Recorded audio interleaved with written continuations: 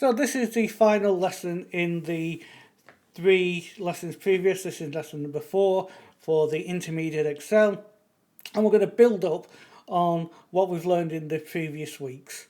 Okay, so we're going to do some charts, we're going to do some pivot tables, but then we're going to add a really useful function to a pivot table, which is slicers, which is an excellent way of being able to narrow down and extract exactly the information out of the spreadsheet that we want, that we need, that will make it relevant. So I'm going to disappear off your screen. I'm going to use the data that I gave you for the final lesson, and I'm just going to insert a pivot table.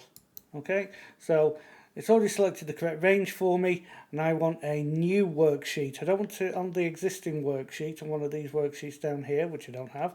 I want a brand new one, so I'm just going to click OK.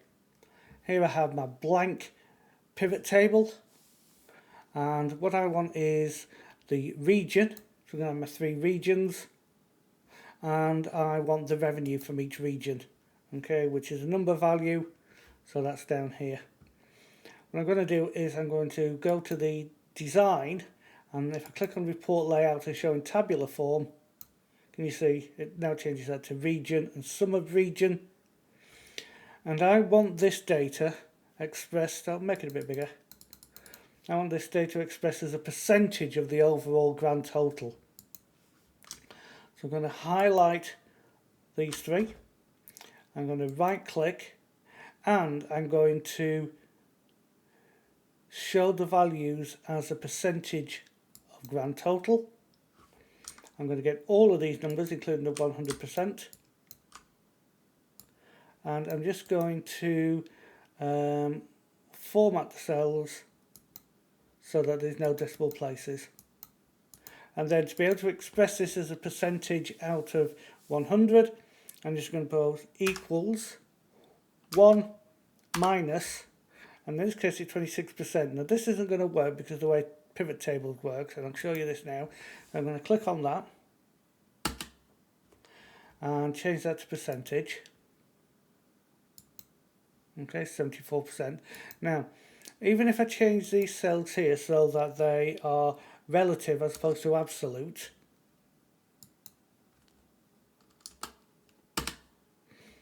when I copy the formula down, it doesn't work, because that's the way that the summing up of the pivot table works. So the way I can get this to work is equals 1 minus, and then in this case it's B4,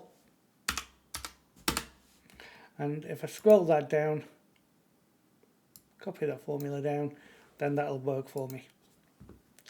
Next thing I'm going to do is insert a donut, which is a type of chart. I'm going to go to insert, click on the little down arrow next to the and choose donut. Now at the moment it's blank. The reason it's blank is because we haven't told it what data we want in there. So I'm going to do a right click and select data and add, and what I want to do is break this up into 20 little chunks. So I'm going to type 1, 1, 1, 1. I'm going to do this 20 times. Okay, so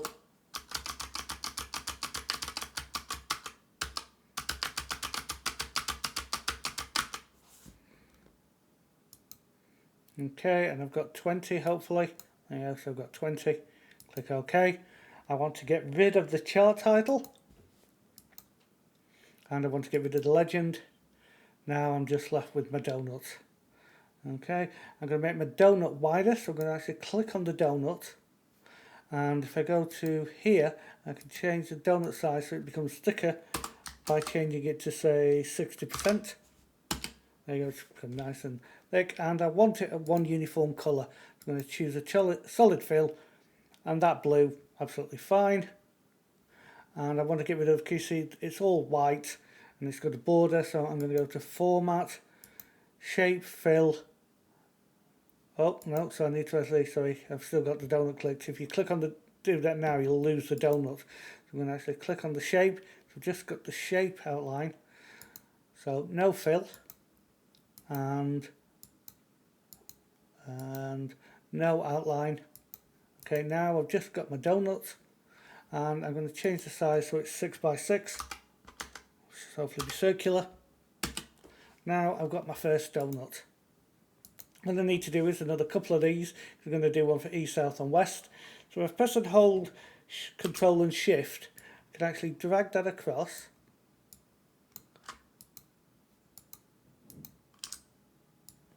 And I can get 3 identical size shaped donuts.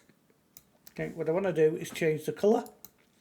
So I'm going to click on the actual, well actually this blue one's fine for my first one, but for my second one, I'm going to click onto the donut and I'm going to choose a different colour. I'm going to go with this gold, and I'm going to click on this third one and I'm going to choose a different colour, so let's go with red. Okay, now I've got 3 different donuts, all different sizes, sorry, all different colours. Oops, it's a bit too much. That'll do. And now what I'm going to do is I'm going to add the data for the east, for the south and for the west. So this one's going to be my east donut. So I'm going to click on the actual donut and select data. I'm going to add, I'm going to choose east, and then for the values I'm going to choose these 2. Click OK and OK.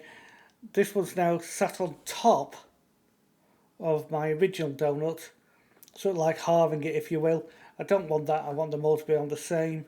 So I'm going to change the series type. Now before we change this as a scattergram, if you remember, we're not doing that.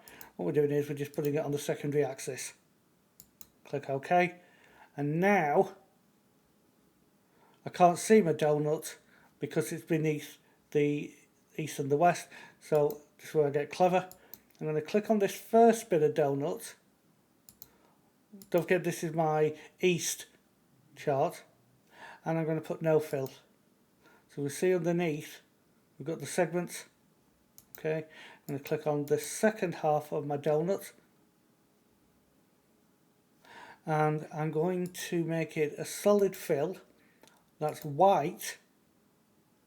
I'm going to make it 25% transparent. And now we can see the donut underneath. Okay. I'm going to do the same with the second one. So I'm just going to select data, add. This one's called south, and the values are that. Click OK and OK. Right click, change the series type, put it on the secondary axis, and then just change the colours. So I've got this first half chosen, no fill, right? It's becoming invisible. The second half of the donut, I'm going to solid fill, white, and 25% transparent. And the second one done, and just a third time, I'm going to select data, add west, and choose these 2. Click OK and OK. That's my donut with the second one on top. So I'm just going to change series chart type so that it's on the secondary axis. And again, we're going to go with a change in the colours. So the first one is no fill, and the second one is solid fill of white with 25% transparency. And that is all of my charts created.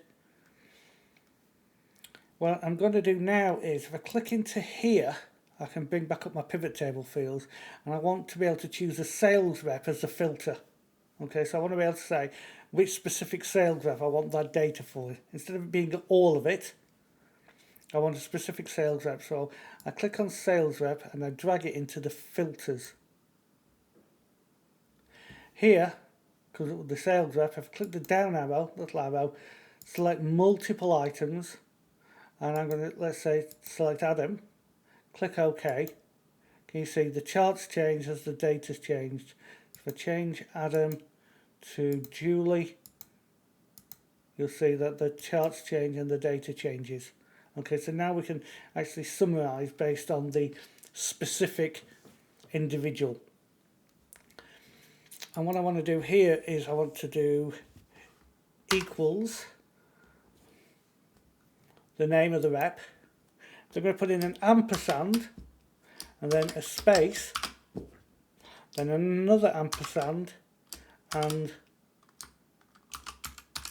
sales, close that. Now that tells me Julie's sales. The reason I've done that will become apparent shortly. Now what I want to do is I want to put in the middle of these donuts, I want to put the actual percentage of sales.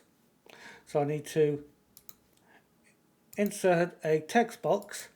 Okay, so I'm going to insert the text box here.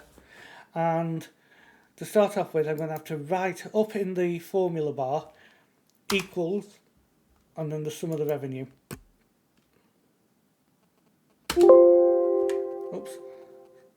Yeah, that's another one of these. So equals, in this case, I'm going to actually write B4. Because of the way that the pivot tables work, you can't just click on the cell. Okay, and now it says 24% here. If they've written it in the actual text box, so if I just get rid of this actually, and just insert a text box and start equals B4, it'll just say equals B4. It won't know that you actually want a formula unless you put it in the formula bar. And I'm going to do some formatting on it. So I'm going to turn it blue.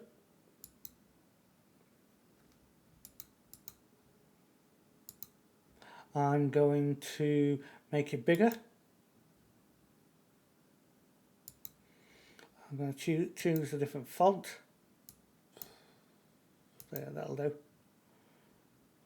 Yeah, I think that'll do. And then for the shape format, again, what I want to do is get rid of the outline and the fill.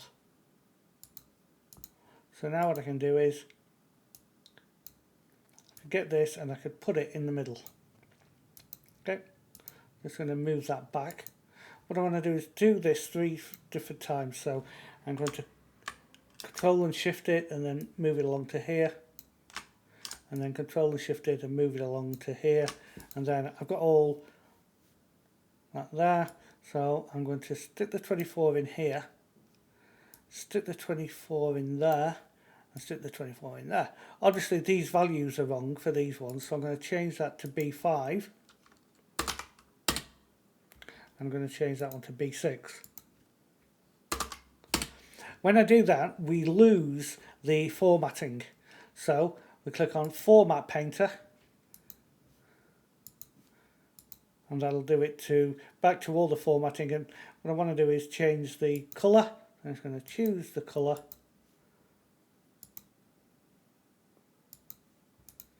Okay, and now we've got the charts, nice easy charts there. And finally, what I want to do is, you're going to wondering why I put this here. I'm going to insert another text box. And I'm going to put equals the name sales. I'm going to do some formatting on that. So I'm going to make it bigger. Center it. Choose that purple, for example. Make it bold. Actually, I don't need to make it bold. I choose that font we had, which was that one. Okay, and I'm going to again get rid of the fill, and I'm going to get rid of the outline. Whoops. There we go. So now I've got Julie's sales and I've got all the data. The next bit is the clever bit. I'm going to add a slicer. So we can actually click on this. We can see that Julie's sales, as I change it to, let's say, Nabil. Let's change to Nabil sales, and that changes all that data. Don't necessarily want anybody to see this, so you can't hide it, otherwise the spreadsheet will not see it. So what you've got to do is just change the writing to white, and now you can see that it's disappeared. The slices. This is the clever bit. So you need to be in the actual pivot table. So we go to pivot table analyze, and then we're going to choose insert slicer, and in this occasion I'm going to do sales rep and click OK. There is my slicer. I'm going to change it to 3 columns, make it a bit wider, make it a bit less deep. Okay, you can even change how it looks. I'm going to go with this grey one. Okay, now when we click on Jessica, we can change all the sales. Okay, we can even click on that and that gets rid of the filter. I'm just going with Jessica. What we can do is, going back to the pivot table analyze, I can stick in another slicer and I can have product. Let's say product. Okay, so let's make that a bit wider, and then 2, 3, 4. Let's go back with 3 like that one.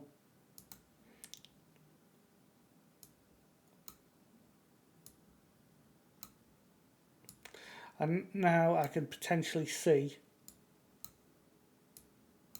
what Jessica, how many aspirins she sold, the percentage of aspirins she sold, or maybe the quad from Nicole.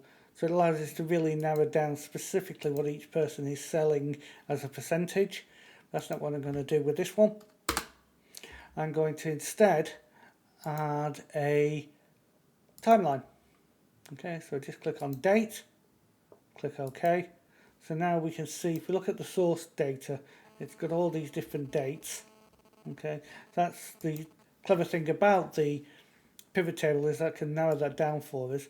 But I don't want it as months, I want it as years, so I can see what Navel sold in 2016 as a percentage of them all. I've got this slider here, I don't need that because this chart's not big enough. So what I can do is I can click onto the timeline and I can click off the scroll bar. Yep. So now they are approximately the same height as each other. Just make it so they're more.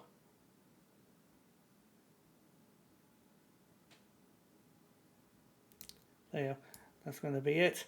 Okay, so go on this. What I can do now is put them in like a big box, if you will, as a button. So I'm going to go to Insert, Shapes, and I'm going to choose this with the slightly rectangles or with corners. Rectangle rounded corners. There we are. I'm going to choose that rectangle with rounded corners. Okay. This yellow dot here just allows you to change how sharp the corners are if you move that. Okay, so happy with that. Say, I can't see my slices. So if I bring it backwards, and bring it backwards for the second one, now you can see these 2 slices, and I can make it so that they all fit nice and neat.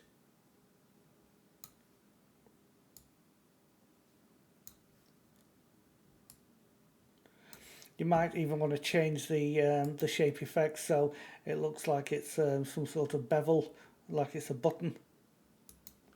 Okay. If I click on all 3 of them and hold the shift button. Oops, not that one. So I've got all 3 selected. What I can do is go to Shape Format and group them. And now this just moves as one. Okay. So now we have our finished chart with slices.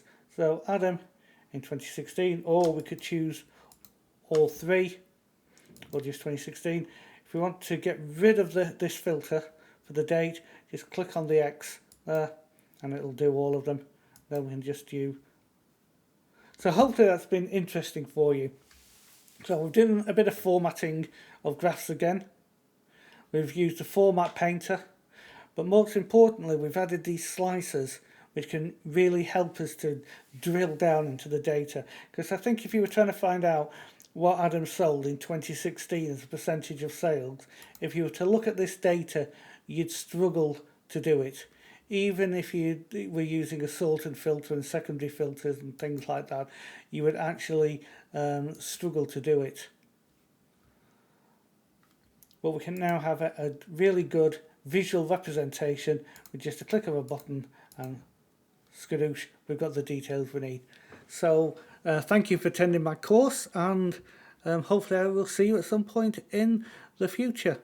We do have other courses that we run, and we do an exam course, so it's entirely up to you. You are welcome to come and join us on some of those. Thank you and goodbye.